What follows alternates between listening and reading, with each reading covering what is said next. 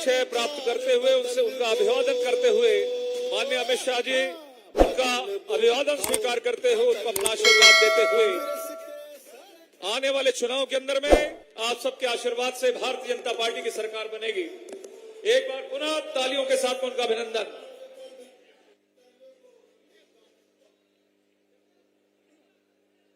एक बार जोरदार तालियों के साथ माननीय अमित शाह जी का स्वागत और अभिनंदन। एक बार जोरदार ताली बजा करके अभिनंदन करेंगे। हम सबका सौभाग्य है कि हमारे जिले के भारतीय जनता पार्टी के उम्मीदवारों के इस नामांकन सभा में हम सबको आशीर्वाद देने के लिए, मार्गदर्शन देने के लिए हमारे देश के यशस्वी गृह मंत्री आदरणीय अमित शाह जी हम सब के बीच में उपस्थित हो चुके हैं। मैंने हमारे 6 प्रत्याशियों को आपके सामने प्रस्तुत करके उनका परिचय कराया था। हमारे 7वें प्रत्याशी भी यहाँ उपस्थित हो चुके हैं। हालांकि वो किसी परिचय के मोहताज नहीं है, फिर भी मैं आदरणीय डॉक्टर रमन सिंह जी से निवेदन करूंगा कि वो आपके सामने आकर के आप सबका अभिनंदन स्वीकार करें। एक बार जोरदार ताली बजा करके स्वागत करेंगे। मैं हमारे प्रदेश अध्यक्ष आदरणीय अरुण साव जी से निवेदन करूंगा कि माननीय गृह मंत्री जी का स्वागत करेंगे।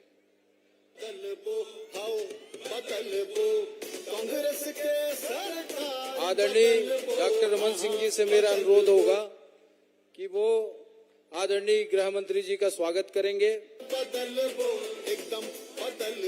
हमारे राष्ट्रीय उपाध्यक्ष राज्यसभा सांसद सुश्री सरोज पांडे जी से मेरा निवेदन होगा कि आदरणीय गृह मंत्री जी का स्वागत करेंगे। हमारे लोकप्रिय सांसद आदरणीय संतोष पांडे जी से मेरा निवेदन होगा कि आदरणीय गृह मंत्री जी का स्वागत करेंगे।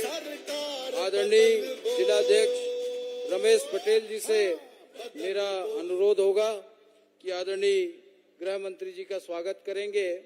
हम लोगों ने ऐसे योजना तो बनाई थी कि बाकी सब लोग एक साथ मिल करके आदरणीय गृह मंत्री जी का स्वागत करेंगे अलग अलग ग्रुप में, लेकिन कुछ तकनीकी कारण से वो व्यवस्था थोड़ी सी मिस हुई है।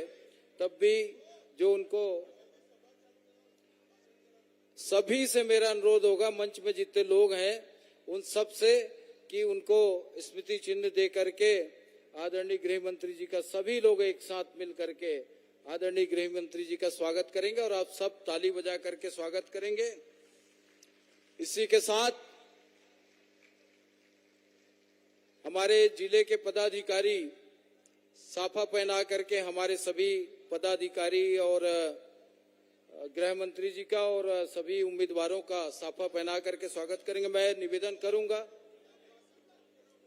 निवेदन करूंगा आदरणीय संतोष पांडे जी से कि वो स्वागत भाषण आकर के यहाँ पर प्रस्तुत करेंगे।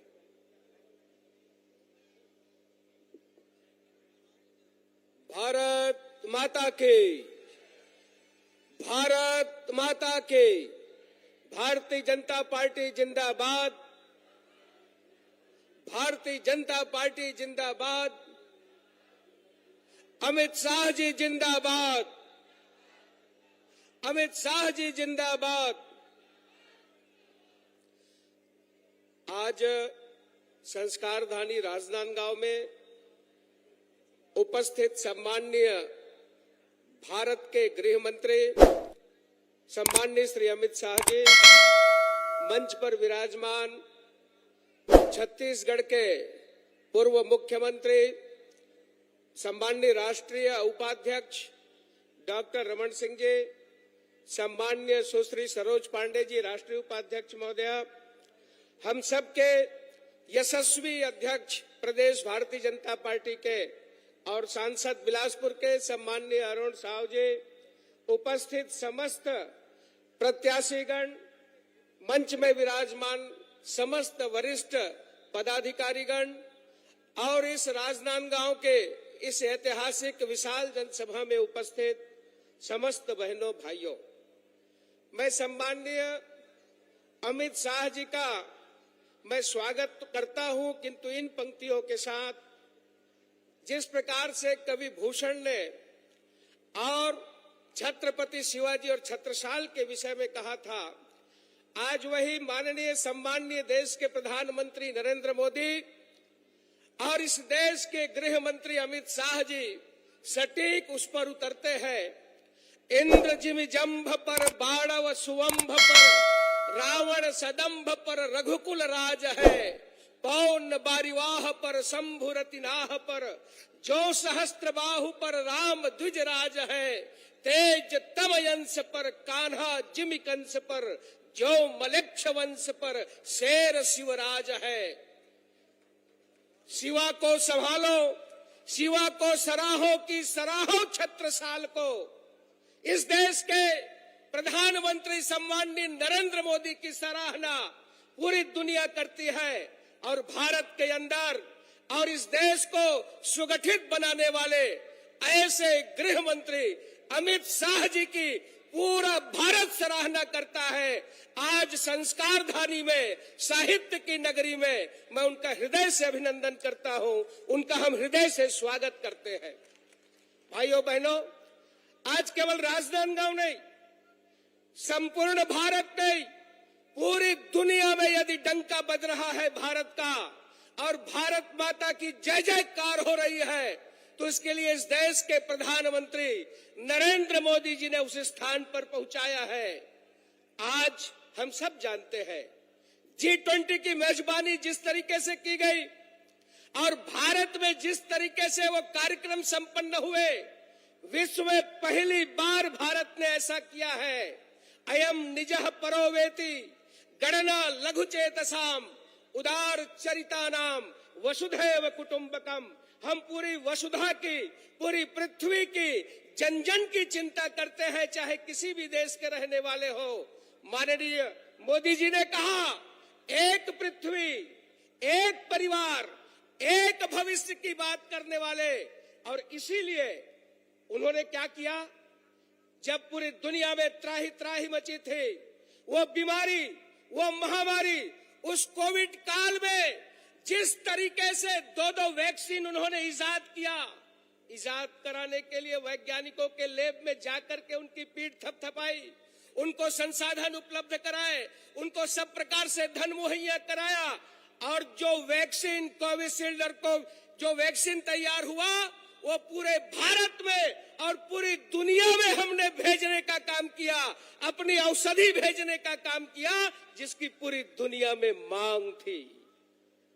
विश्व की कल्याण की कामना करने का, मंगल कामना करने का ये प्रण माननीय नरेंद्र मोदी जी ने लिया है। मैं आप सबसे केवल इतना ही कहते हुए, एक तरफ तो ये अफवाह फैला रहे हैं, ये अफवाह क्या, यहाँ के मंत्री बोले इस वैक्सीन को जो लगाएगा वो नपुंसक हो जाएगा, इसमें एक्सपायरी डेट नहीं है, इसमें इस प्रकार की बातें हैं। आज भूपेश बघेल की सरकार के मंत्री, भाइयों बहनों, आप सब जानते हैं, मैं इतनी बात कहते हुए समाप्त करूंगा। भूपेश बघेल आज बता रहे थे ये भरोसा सम्मेलन, क्या भरोसा है भैया? न तो टीएस सिंहदेव को भूपेश बघेल के ऊपर भरोसा है, न तो चंडी साहू को भूपेश बघेल के ऊपर भरोसा है, न तो शैलेश पांडे को, बिलासपुर के विधायक को भूपेश बघेल के ऊपर भरोसा है। आज ये भरोसे की बात करते हैं, आम छत्तीसगढ़िया को भूपेश बघेल के ऊपर से भरोसा खत्म हो गया है। ये राम नाम की, राम वनगमन की बात करते हैं। मैं केवल इतना ही कहते हुए अपनी बात को समाप्त करूंगा। भाइयों बहनों, आप सब जानते हैं कि छत्तीसगढ़ के आज भारतीय जनता पार्टी की 4 राज्यों की सरकार राम जन्मभूमि के लिए बर्खास्त हुई थी। बलिदान दिया था भारतीय जनता पार्टी ने। धारा 370 खत्म कराने वाले हमारे बीच में उपस्थित हैं। दृढ़ निश्चय, वही दृढ़ निश्चय लेकर ऐसा वातावरण निर्माण हुआ, राम जन्मभूमि में मंदिर का निर्माण हुआ। और यहाँ क्या कह रहे हैं कि हम राम वनगमन बनाएंगे, राम नाम जपना शुरू कर दिए। काल नेमि जिमि रावण राहु। मैं केवल इतना ही कहूंगा कि भैया, आप तो राम राम कह रहे हैं, इसी मैदान में 50 फुट की रावण जलाते हैं, म्युनिसिपल स्कूल में जलाते हैं। ये बताओ, रावण की पूजा करने कौन कहता है? उनके पिताजी। रावण की बात कौन कहता है? उनके पूज्य पिताजी।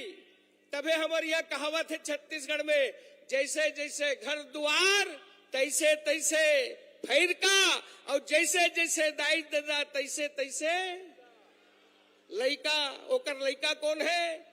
वो धोखा दे थे राम के नाम में। ओकर पिताजी रावण लमानो कहा थे, अब ये राम लमानो कहा थे। एक दूसर ऊपर भरोसा न पैदा करके इन बता दे।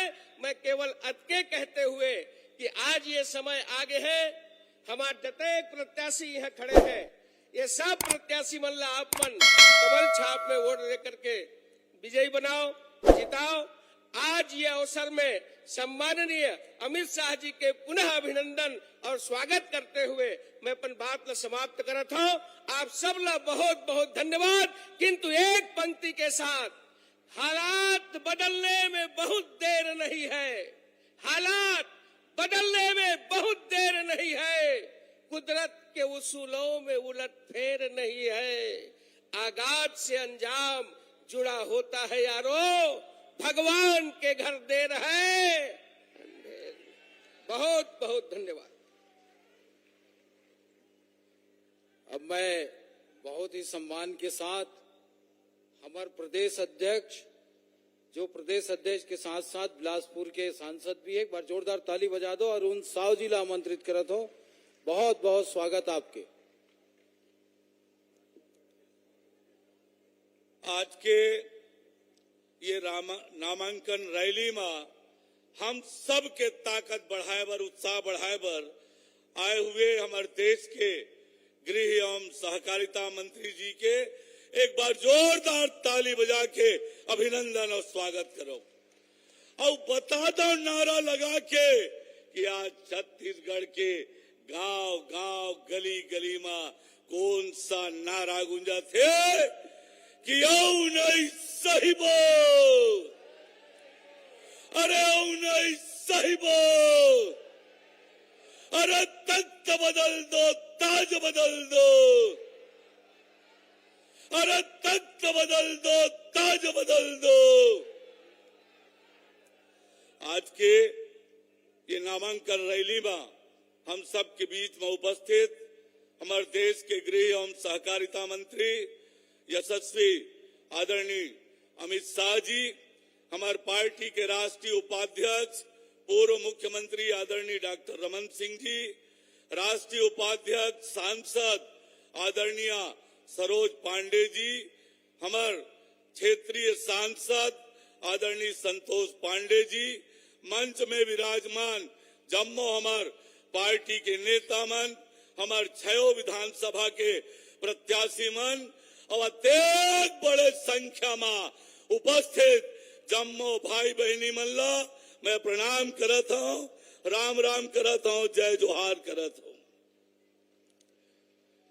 अभी अभी तारीख के बाद तारीख, तारीख पर तारीख, तारीख पर तारीख, और अभी कल कांग्रेस पार्टी के 30 प्रत्याशी के ले दे के सूची जारी हुए है।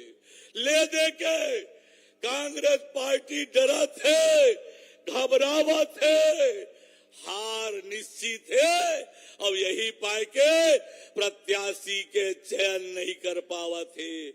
अपन 8 विधायक के टिकट काटे हैं, ये पता चलते कर से कि पूरा छत्तीसगढ़ में कांग्रेस के सरकार के खिलाफ जनता में आक्रोश है। काबर के 4.25 साल में केवल छत्तीसगढ़ ला दोनों हाथ से लूट के दिल्ली दरबार में पहुंचाए के काम करे।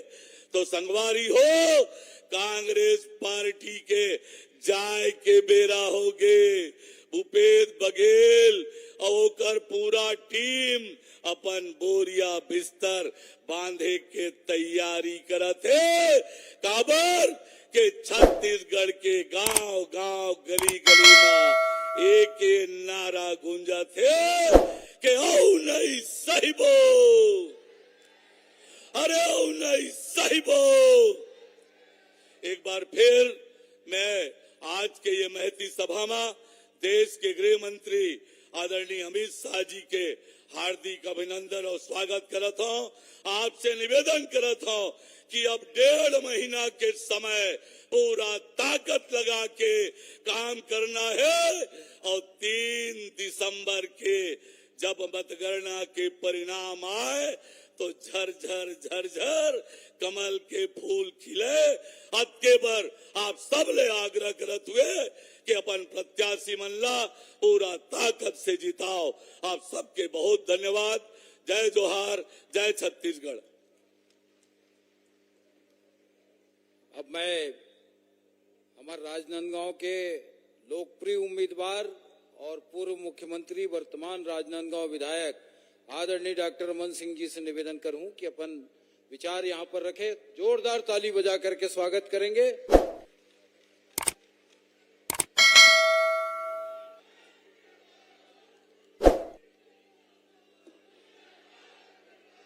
आज का भारतीय जनता पार्टी के हमारे प्रत्याशियों के नामांकन के पहले आशीर्वाद देने हम सबके सौभाग्य से देश के हमारे गृह मंत्री और ऐसे गृह मंत्री जिन्होंने एक कीर्तिमान स्थापित किया। वल्लभ भाई पटेल ने गृह मंत्री रहते 500 राज्यों का विलय कराया और दूसरे गृह मंत्री अमित शाह जी बैठे हैं जिन्होंने 370 समाप्त करके अपनी ताकत दिखा दी। तालियों के साथ स्वागत करिए माननीय गृह मंत्री जी का। माननीय प्रदेश अध्यक्ष अरुण साव जी हमारे बीच उपस्थित है। माननीय राष्ट्रीय उपाध्यक्ष सुश्री सरोज पांडे जी, सांसद संतोष पांडे जी, रमेश पटेल जी जिलाध्यक्ष, हमारे सभी वरिष्ठ साथीगण, आज नवरात्रि का पावन अवसर, एक बार माता की जयकारा। भारत माता की, भारत माता की, बमलेश्वरी माता की, बमलेश्वरी माता की, शीतला माता की, शीतला माता की। सबसे पहले मैं धन्यवाद देना चाहूंगा राजनांदगांव की जनता को कि आपने डॉक्टर रमन की पहचान बनाई है। डॉक्टर रमन यदि पार्षद से लेकर विधायक से लेकर सांसद, केंद्र में मंत्री और 3 बार मुख्यमंत्री बना है। पहले विधायक आपने बनाया, फिर मैं बाद में बना, उसके लिए आप बधाई के पात्र हैं। आपका मैं अभिनंदन करता हूं, स्वागत करता हूं। आपने वो गौरव दिया और एक बार फिर मैं धन्यवाद देना चाहूंगा राष्ट्रीय हमारे पार्टी के अध्यक्ष और माननीय सभी वरिष्ठ नेताओं का, जिन्हें मुझे विधायक के नाते चुनाव लड़ने का आदेश जारी किया। 15 साल अवसर मिला मुख्यमंत्री के नाते, राजनांदगांव में विधायक के नाते इस क्षेत्र का विकास किया। और 5 साल में कांग्रेस ने क्या किया? पक्षपात की कार्रवाई की, पक्षपात किया राजनांदगांव जिले के साथ। राजनांदगांव का घोर अपमान होता है। राजनांदगांव में भूपेश बघेल के आते ही क्या स्थिति बदली। सड़क, पुलिया, पुल, स्कूल, अस्पताल, सारे निर्माण कार्य रुक गए। एक आंकड़ा मैं देख रहा था, राजनांदगांव नगर निगम में अधोसंरचना मद में 18 से 23 कांग्रेस के शासनकाल में 39 करोड़ मिले और भारतीय जनता पार्टी के कार्यकाल में 13 से 18 200 करोड़ रुपया मिले थे। ये तुलना आप कर सकते हैं क्या स्थिति कांग्रेस ने किया। कांग्रेस के 5 साल और भारतीय जनता पार्टी की विकास यात्रा। स्वास्थ्य की दृष्टि से पेंड्री में मेडिकल कॉलेज की स्थापना भारतीय जनता पार्टी के कार्यकाल में। मॉडल कॉलेज का निर्माण, मुख्यमंत्री ग्राम सड़क योजना में 102 किलोमीटर सड़कों का निर्माण, ऐतिहासिक दिग्विजय स्टेडियम को भव्यता के अनुरूप स्टेडियम का निर्माण, मोतीपुर अंडरब्रिज का निर्माण, शिवनाथ वर्धन योजना में लाइनिंग का काम, अंतर्राष्ट्रीय हॉकी स्टेडियम का निर्माण, पेंड्री में हजारों आवास का निर्माण, टेढ़ेसरा में बीपीओ का निर्माण, फ्लाईओवर का निर्माण। और भूपेश ने क्या किया 5 साल में? राजनांदगांव के साथ छल किया है, राजनांदगांव के साथ धोखा किया है, छत्तीसगढ़ के विकास को अवरुद्ध किया है। भूपेश बघेल ने पाठ्य पुस्तक का निगम का ऑफिस राजनांदगांव बंद करने का दोषी कौन? सेतु निगम के कार्यालय को बंद करने का दोषी कौन? अरे पीछे वाले भी मेरी बात सुन रहे हैं। एशियन डेवलपमेंट बैंक का दफ्तर बंद कराने वाला दोषी कौन? पीछे वालों से भी पूछ रहा हूं, आगे वाले से भी पूछ रहा हूं। प्रधानमंत्री ग्राम सड़क योजना के ऑफिस को बंद करने का दोषी कौन? अब भूपेश से बदला लेना है कि नहीं भाई? बदला लेना है। ये बार कांग्रेस ला पूरा छत्तीसगढ़ और राजनांदगांव में पूरा साफ करना है। तय है तो दोनों हाथ उठा के ताली बजाइए। गरीबों को 1 रुपया किलो चावल देने की योजना 15 साल में हमने शुरू की। 16% ब्याज दर को बिना ब्याज के सहकारी बैंक से कर्ज लेने की योजना हमने शुरू की। 38,000 प्राथमिक मिडिल हाई स्कूल का निर्माण हमने कराया। एनआईटी आ गया, आईआईटी आ गया, ट्रिपल आईटी आ गया, एम्स आ गया, हिदायतुल्लाह लॉ यूनिवर्सिटी आ गया। ये संस्थान छत्तीसगढ़ में लाने का काम भारतीय जनता पार्टी ने किया है। 1,20,000 शिक्षा कर्मी की नियुक्ति, 10,000 पीएससी में छात्रों की नियुक्ति, 70,000 पुलिस कर्मियों की नियुक्ति भारतीय जनता पार्टी के शासनकाल में हुआ है। और भूपेश के 5 साल में भूपेश एक ही बात न बोलते, बार बार बोलते, छत्तीसगढ़ के 4 चिन्हारी, नरवा गरवा घुरवा पारी। मगर अब जनता जान गई है, जनता कहने लगी है कांग्रेस के 4 चिन्हारी चोरी, बेईमानी, भ्रष्टाचार और लबारी, इसके सिवाय कुछ नहीं। क्या हुआ जन घोषणा पत्र का? क्या हुआ शराबबंदी के वादा का? क्या हुआ 10 लाख नवयुवकों को बेरोजगारी भत्ता देने का, 2 लाख कर्मचारियों को स्थायी करने का, 2 साल के बोनस को देने का, वृद्धावस्था, विकलांग पेंशन, निराश्रित पेंशन को देने का? इन सारे कामों को छोड़कर आज हालत ये है, 5 साल में 15,000 करोड़ का घोटाला। विश्व में कीर्तिमान स्थापित कोई कर सकता है तो भूपेश बघेल कर सकता है भ्रष्टाचार में, उससे आगे कोई नहीं। 5,000 करोड़ का गरीब कल्याण अन्न योजना घोटाला, 2,100 करोड़ का शराब घोटाला, 1,300 करोड़ का गोठान घोटाला, 600 करोड़ का पीडीएस घोटाला, 540 करोड़ का कोयला घोटाला। लालू यादव चारा खा गया, 3 साल जेल में लौट के आया है ताजा ताजा। अरे वो तो चारा खाया, ये तो गोबर खा रहा है भाई। गोबर में बेईमानी, गोबर में बेईमानी। महादेव ऐप में हजारों करोड़ का घोटाला करने वाला। समस्या एक है, राजा यदि चोर हो जाए तो कैसे करोगे? खजाने की चाबी जिसके पास है वो डकैती करने लगे तो कैसे करोगे? उसका विकल्प होता है, उस चौकीदार को बदल दो, उस डकैत को बदल दो। इस मुख्यमंत्री को बदलने का समय आ चुका है, इसको तुरंत बदलने की कार्रवाई करनी पड़ेगी। और चुनाव में इस बार इस भ्रष्ट सरकार को बदलने का समय आ चुका है। लाखों नवयुवक छत्तीसगढ़ पीएससी में अप्लाई करते हैं, पीएससी में नौकरी के लिए एप्लीकेशन देते हैं, मगर सिलेक्शन किसका होता है? पीएससी के चेयरमैन का भाई का भतीजा का, अधिकारी कर्मचारी को भाई भतीजा बेटा का, करोड़पतियों के बेटे का। छत्तीसगढ़ के नवयुवक देखते रह जाते हैं। पीएससी में हुए भ्रष्टाचार का बदला युवा लेना चाहता है कि नहीं? पीएससी का बदला लेंगे कि नहीं? पीएससी के नवयुवकों से मैं आग्रह करूंगा कि इस सरकार को बदलना है। वो सरकार जो कवर्धा में तिरंगा ध्वज को बूट के तले रौंदता है, वो सरकार जो बीरनपुर में बिनेश्वर साहू की हत्या लव जिहाद के लिए करता है, वो सरकार के लोग जो भिलाई में हिंदुस्तान जिंदाबाद कहने पर चाकू मार दिया जाता है।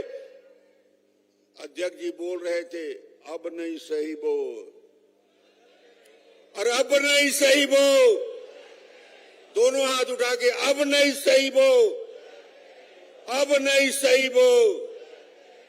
तो भारतीय जनता पार्टी के मेरे सारे प्रत्याशी मेरे साथ आज हैं। मैं सबके लिए आग्रह एक बार करना चाहूंगा, इन सभी प्रत्याशियों को जो आज भारतीय जनता पार्टी के आज आए हैं, उन सभी प्रत्याशियों को आपका सहयोग, समर्थन, आशीर्वाद मिले। दोनों हाथ उठा के ताली बजा के उनका स्वागत करिए। धन्यवाद। सभी एक बार अपनी जगह पे खड़े हो जाए। मेरा निवेदन है, एक बार खड़े हो जाए और ताली बजा करके माननीय अमित शाह जी को आश्वस्त करिए कि हमारे जितने उम्मीदवार मंच में है उन सबको हम जिता करके विधानसभा भेजेंगे। और इसी विश्वास के साथ वो हम सबके बीच में आए। मैं सादर आग्रह कर रहा हूं आदरणीय अमित शाह जी से कि वो यहाँ पर आए और हम सबका मार्गदर्शन करें। एक बार जोरदार ताली।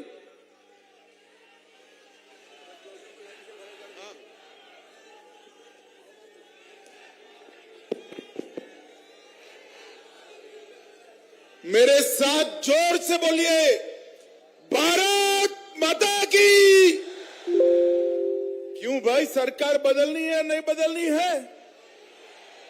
ऐसी आवाज नहीं चलती। दोनों हाथ उठाइए, विजय के संकल्प की मुट्ठी बींचिए और प्रचंड आवाज से बोलिए, भारत माता की।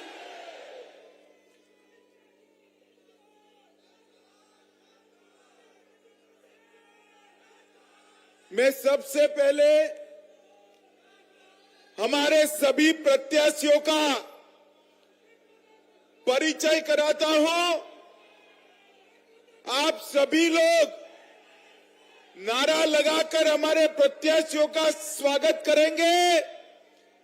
राजनांदगांव से हमारे पूर्व मुख्यमंत्री डॉक्टर रमन सिंह जी इस बार विजयी होकर आने वाले हैं।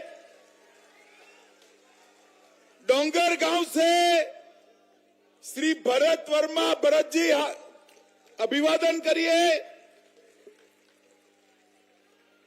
डोंगरगढ़ से श्री विनोद खांडेकर जी, ताली बजाओ विनोद जी के लिए। खुजी से बहन गीता साहू, ताली बजाइए गीता जी के लिए। अरे महिलाओं जरा जोर से ताली बजाओ। खैरागढ़ से श्री विक्रांत सिंह जी, मानपुर से श्री संजय शाह जी। संजीव भाई हाथ ऊपर करो। और अंतिम परिचय मैं कराना चाहता हूं, ये भूपेश बघेल सरकार ने तुष्टीकरण के लिए, वोट बैंक की राजनीति के लिए छत्तीसगढ़ के बेटे भुवनेश्वर को लिंचिंग कराकर मार दिया। भुवनेश्वर साहू को भारतीय जनता पार्टी ने तय किया है कि हम भुवनेश्वर साहू के हत्यारों को उनके अंजाम तक पहुंचाएंगे और इसके प्रतीक के रूप में उनके पिताजी श्री ईश्वर साहू को हमने चुनाव के मैदान में उतारा है। मैं आप सभी से अनुरोध करूंगा, भाई भुवनेश्वर साहू की शहादत के लिए जोर से दोनों हाथ उठाकर भारत माता की जय का जयकारा लगाएंगे। बोले भारत माता की, भारत माता की, वंदे वंदे वंदे। मित्रों, आज राजनांदगांव में हमारे सारे प्रत्याशियों के नामांकन की रैली में एक विशाल जन समूह मेरे सामने है। आपका उत्साह देखकर मैं स्पष्टता से आज भरोसा लेकर जा रहा हूं। मोदी जी को भी शाम को बताऊंगा कि 3 दिसंबर में कमल खिलने वाला है, कमल खिलने वाला। इस मंच पर उपस्थित हमारे प्रदेश अध्यक्ष और सांसद भाई अरुण साहू जी, हमारे नेता पूर्व मुख्यमंत्री और यहां से हमारे प्रत्याशी राजनांदगांव के डॉक्टर रमन सिंह जी, बहन सरोज पांडे जी, पूर्व सांसद अशोक शर्मा जी, भूपेंद्र सवन्नी जी, श्री मधुसूदन यादव जी, श्री रविंद्र राय, पूर्व अध्यक्ष झारखंड के, श्री संतोष अग्रवाल जी, श्री अभिषेक सिंह जी, श्री अवधेश चंदेल जी, श्री प्रदीप गांधी जी, श्री रमेश पटेल जी, और आज मेरे साथ जो हमारे सातों सात प्रत्याशी उपस्थित है, जिनको आपको विधायक बनाकर भेजना है, वो सभी प्रत्याशियों को मैं हृदय से, मेरी ओर से और करोड़ों भाजपा के कार्यकर्ताओं की ओर से बहुत बहुत शुभकामनाएं देना चाहता हूं। माताओं, भाइयों, बहनों, डॉक्टर रमन सिंह जी ने ठीक से बात रखा है, मुझे ज्यादा कहने की जरूरत नहीं, मगर मैं छत्तीसगढ़ वासियों को चुनाव की घोषणा के बाद पहली बार रैली हो रहा है, मैं छत्तीसगढ़ वासियों को याद कराने आया हूं, इस छत्तीसगढ़ को हमारे प्रिय प्रधानमंत्री अटल बिहारी वाजपेयी जी ने बनाने का काम किया। एक कांग्रेसियों के शासन के अंदर पुराना मध्य प्रदेश और छत्तीसगढ़ बीमारू राज्य बनकर खड़ा था। छत्तीसगढ़ को अटल जी ने बनाया और जब हमारी सरकार बनी, डॉक्टर रमन सिंह इसके मुख्यमंत्री बने, 15 साल में ये बीमारू राज्य को विकसित राज्य बनाने का काम डॉक्टर रमन सिंह जी ने किया। छत्तीसगढ़ के अंदर 15 साल में ये राजनांदगांव, और चाहे छत्तीसगढ़ के पिछड़ा वर्ग बहुल क्षेत्र हो, दलित भाई जहां रहते हो वो क्षेत्र हो, दुर्ग और भिलाई के कॉस्मोपॉलिटन इलाके हो, या जहां मेरे आदिवासी भाई बहन रहते हो वो क्षेत्र हो, हर क्षेत्र को संपूर्ण विकसित करने का काम भारतीय जनता पार्टी की सरकार ने किया। यहां की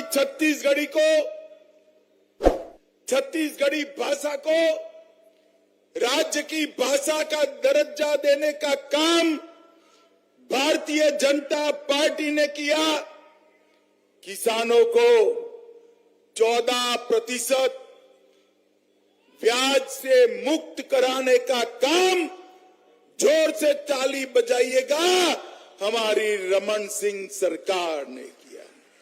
मित्रों, सबसे पीडीएस की व्यवस्था सबसे अच्छी देश भर में कहीं पर लागू हुई तो मेरे और आपके इस छत्तीसगढ़ में हुई और रमन सिंह को चावल वाला बाबा कहकर पुकारा गया।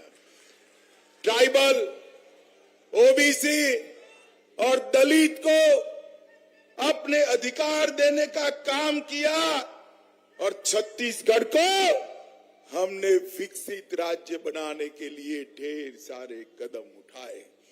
और मैं पूछने आया हूं, भैया भूपेश जी, 5 साल में आपने क्या किया, इसका जरा हिसाब किताब दीजिए। मुझे मालूम है हिसाब देने का आपका स्वभाव नहीं है, आप विकास का हिसाब किताब नहीं करते हो। बेचारे ताम्रध्वज साहू और राजा साहब से हिसाब किताब करने में पड़े हो, आप विकास का हिसाब नहीं कर सकते हो।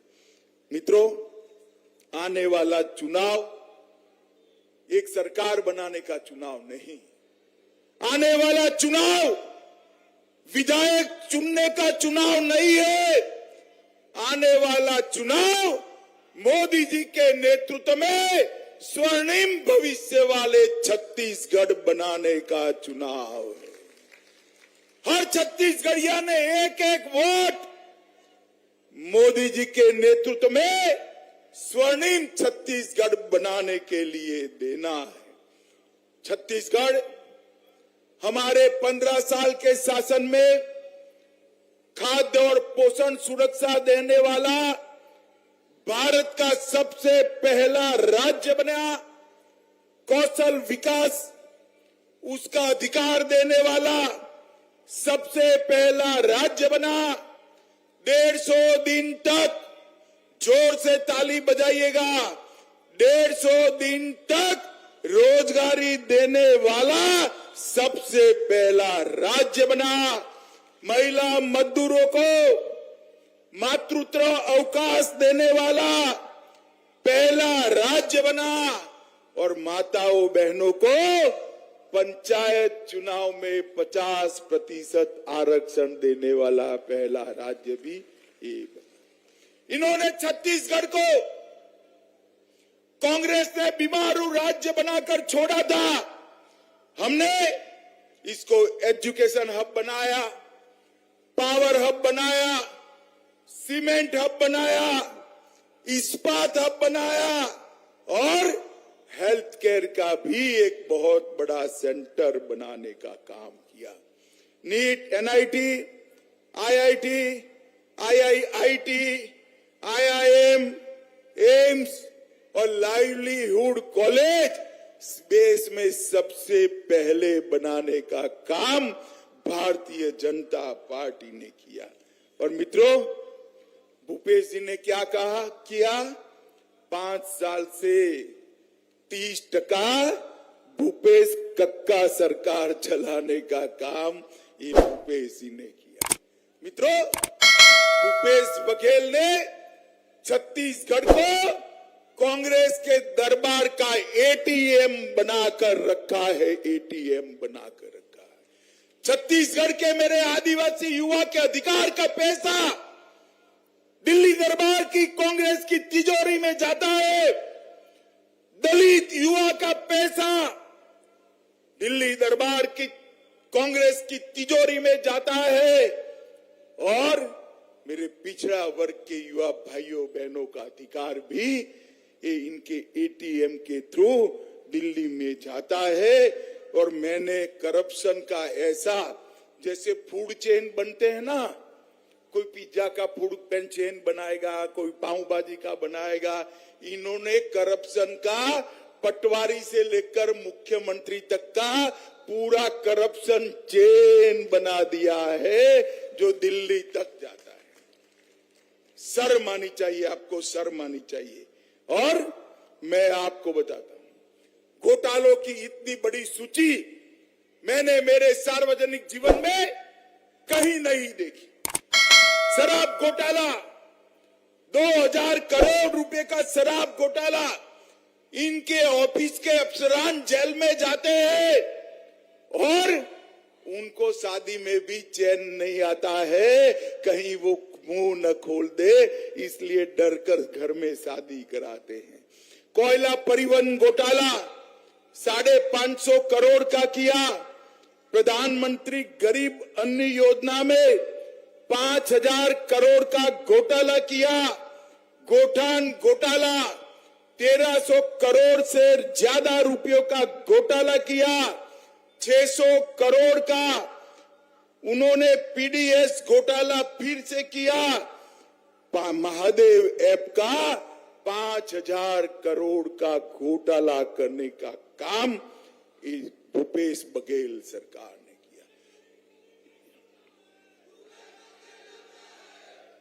ये उन्होंने तो बच्चों की नौकरियों को भी नहीं छोड़ा। पब्लिक सर्विस कमीशन का घोटाला कर कर बच्चों की नौकरियों में भी कटकी लेने का काम किया है। मित्रों, ये भूपेश बघेल सरकार कटकी और बटकी की सरकार है। हमें यहाँ विकास करने वाली सरकार चाहिए, मोदी जी के नेतृत्व में आगे ले जाने वाली सरकार। ढेर सारे वादे किए, प्रत्येक महिला को महतारी सम्मान योजना देना था। भूपेश बाबू क्या हुआ? मुफ्त 4 गैस के सिलेंडर देने थे। भूपेश बाबू क्या हुआ? 50,000 अतिरिक्त शिक्षक बढ़ने थे। भूपेश बाबू क्या हुआ? शहरी क्षेत्रों में संपत्ति कर 50% कम करने का वादा किया था। क्या हुआ?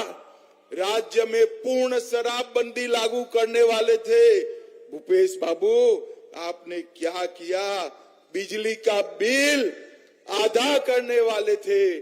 भूपेश बाबू आपने क्या किया? उनको हिसाब देना चाहिए छत्तीसगढ़ की जनता को। मैं आज छत्तीसगढ़ की जनता को बताने आया हूं, ये भूपेश बघेल उनके शासन में छत्तीसगढ़ में ना दलित खुशहाल है, ना आदिवासी खुशहाल है, ना ओबीसी खुशहाल है, पिछड़ा भी खुशहाल नहीं है। माताओं बहनों की तो बात ही मत करिए, युवा और किसान भी परेशान है।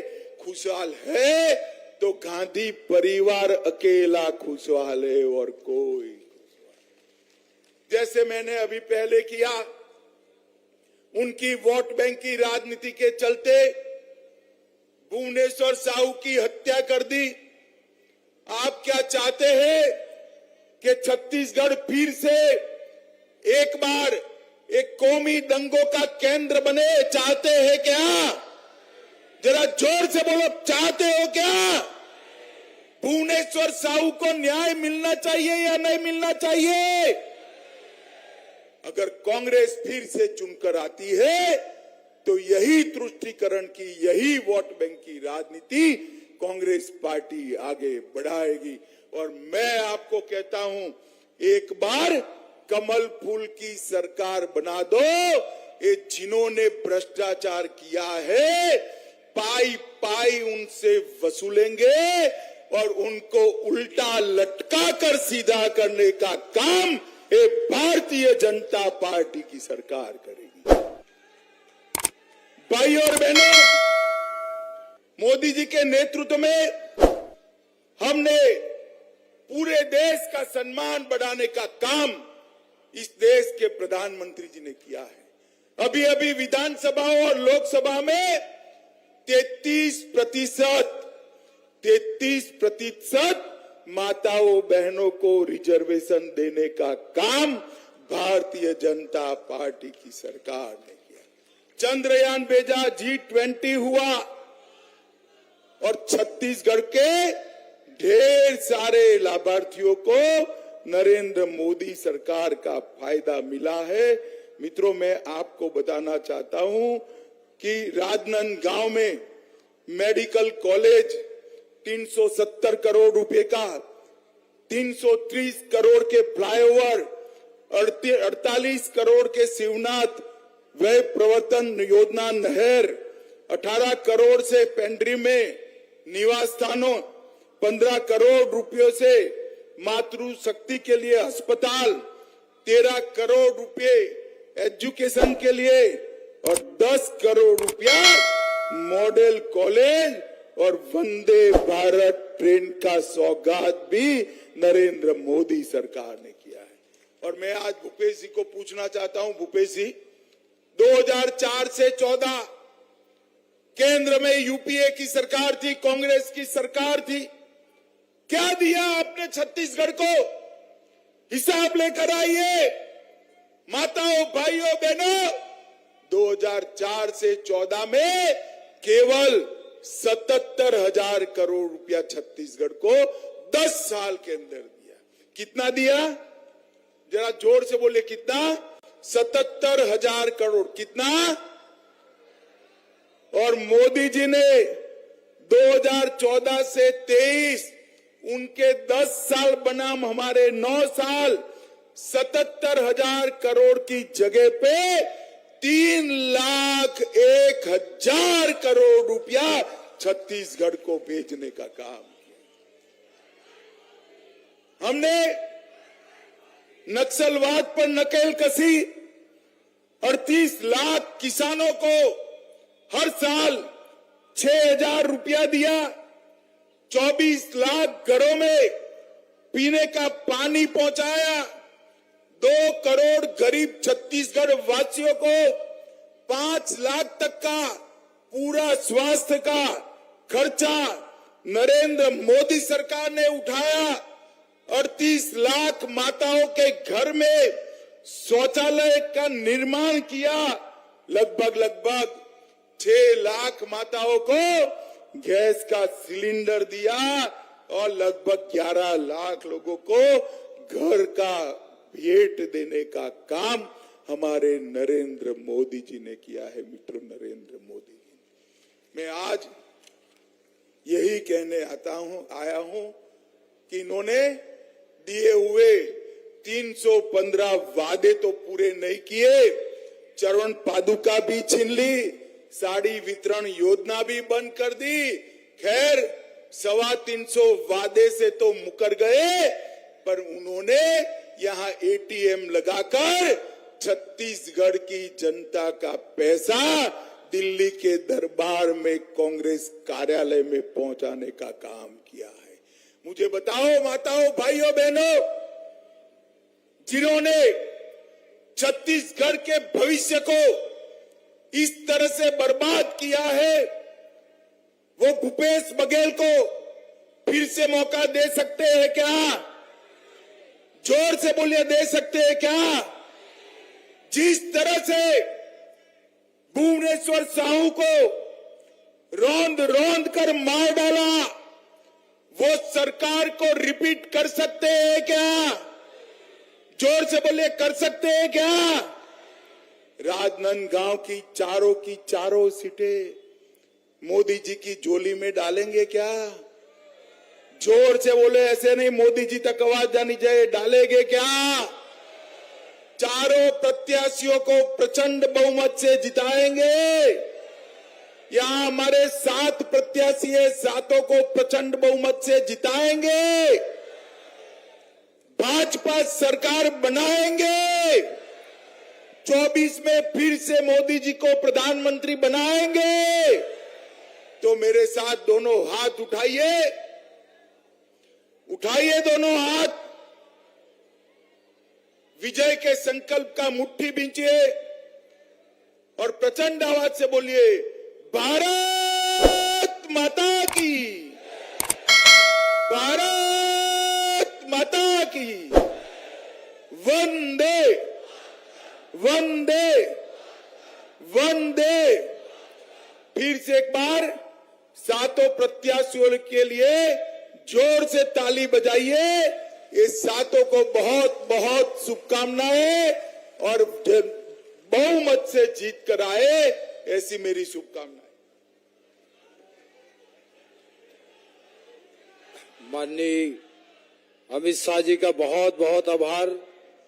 आपने हमारे सारे 7 प्रत्याशियों को अपना आशीर्वाद अपने सानिध्य में दिया।